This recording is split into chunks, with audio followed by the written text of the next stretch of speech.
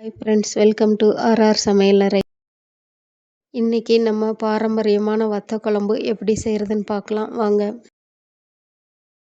அதுக்கு அடுப்பில் ஒரு வாணலி வச்சுட்டு ஸ்டவ் ஆன் பண்ணிக்கோங்க. சட்டி சூடானதும் 1 டீஸ்பூன் துவரம்பருப்பு சேர்த்து வறுத்துக்கலாம்.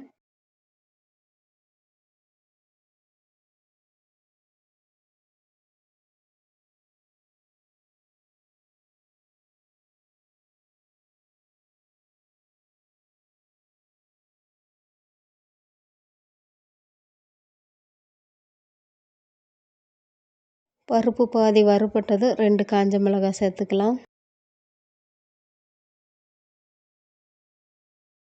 அடுத்ததாக சின்ன துண்டு பெருங்காயம் 2, 1 டீஸ்பூன் தனியா, 1/2 டீஸ்பூன் சீரகம் சேர்த்து வறுத்துக்கலாம்.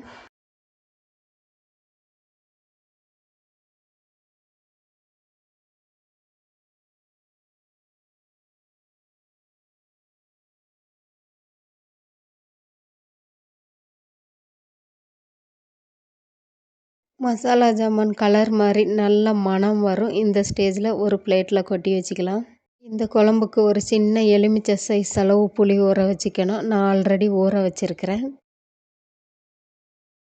அடுத்ததாக 100 கிராம் சின்ன வெங்காயத்தை இதே மாதிரி இடிகளில் போட்டு இடித்து எடுத்துக்கோங்க. வெங்காயத்தை இந்த மாதிரி இடித்து போடும்போது குழம்பு ரொம்ப ருசியாக இருக்கும்.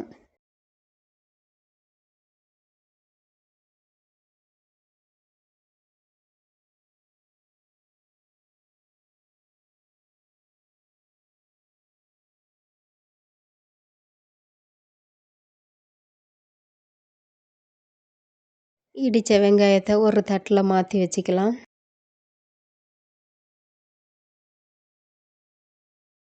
அடுத்ததாக ஸ்டவ்வில் ஒரு சட்டி வச்சுக்கலாம். சட்டி சூடானதும் 1 குழிக்கரண்டி அளவு நல்லெண்ணெய் விட்டுக்கலாம்.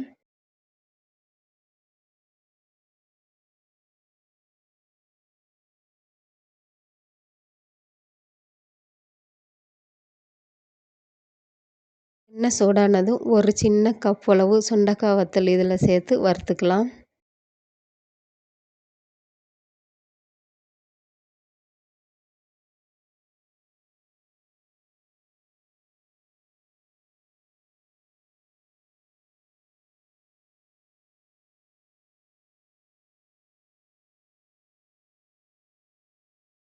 வத்தல் இந்த மாதிரி கலர் மாறி வந்ததும் ஒரு கிண்ணத்தில் எடுத்து வச்சுக்கலாம்.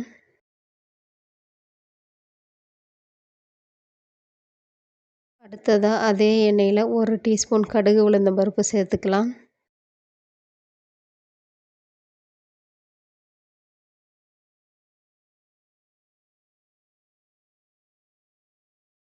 கடுகு பொரிஞ்சதும் ஒரு கொத்து கருவேப்பிலையை சேர்த்துக்கலாம். அடுத்ததாக இடித்து வச்சுருக்கிற வெங்காயத்தை சேர்த்து வதக்கிக்கலாம்.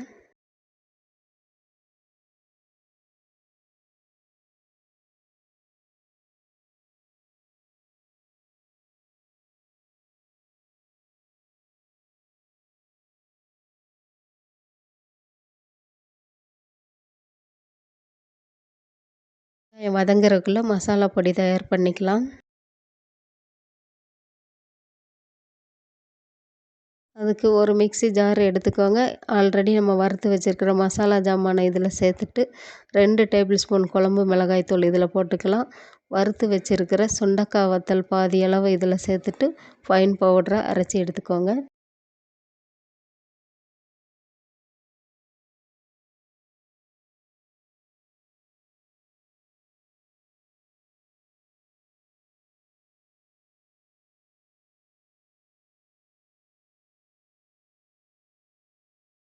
அடுத்ததாக வதங்கிட்டு இருக்கிற வெங்காயத்தில் குழம்புக்கு தேவையான அளவு உப்பு சேர்த்துட்டு அது கூட 1/4 டீஸ்பூன் மஞ்சள்தூள் சேர்த்து வதக்கிக்கலாம்.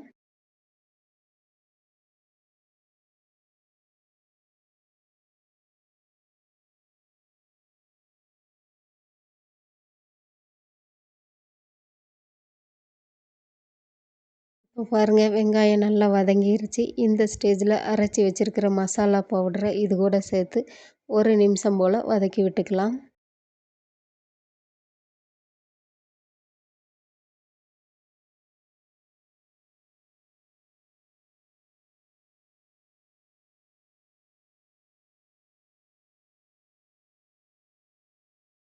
அடுத்ததாக கரைச்சி வச்சிருக்கிற புளி கரைசலை சேர்த்து குழம்ப நல்லா கலக்கி விட்டுக்கலாம்.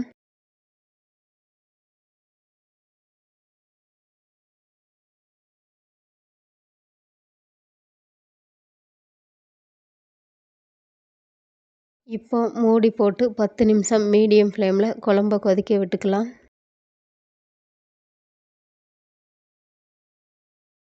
10 நிமிஷம் ஆயிடுச்சுங்க. இப்போ மூடியை ஓப்பன் பண்ணி பார்ப்போம். பாருங்கள், குழம்பு எண்ணெய் பிரிஞ்சு ஓரளவு கெட்டிப்பட்டு வந்திருக்கு. இந்த ஸ்டேஜில் சின்ன துண்டு வெல்லம், வறுத்து வச்சுருக்கிற சுண்டக்காய் வத்தலை சேர்த்துக்கலாம். குழம்ப கிளறி விட்டுட்டு மறுபடியும் மூடி போட்டு ஒரு 8 நிமிஷம் போல் சிம்மில் விட்டுறலாம்.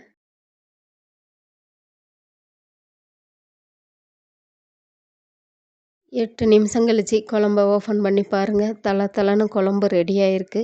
இதில் பூண்டு சேர்த்தா பூண்டோட ஃப்ளேவர் தான் ஜாஸ்தியாக இருக்கும். பாரம்பரியமான வத்த குழம்பு வேணால் இந்த மாதிரி தான் செய்யணும். இந்த குழம்பு பழசாக ஆக தான் நல்லாயிருக்கும். ஒரு வாரம் வரைக்கும் வெளியிலேயே வச்சுட்டு சாப்பிட்லாம். ஃப்ரிட்ஜில் வைக்க வேண்டிய அவசியம் இல்லை.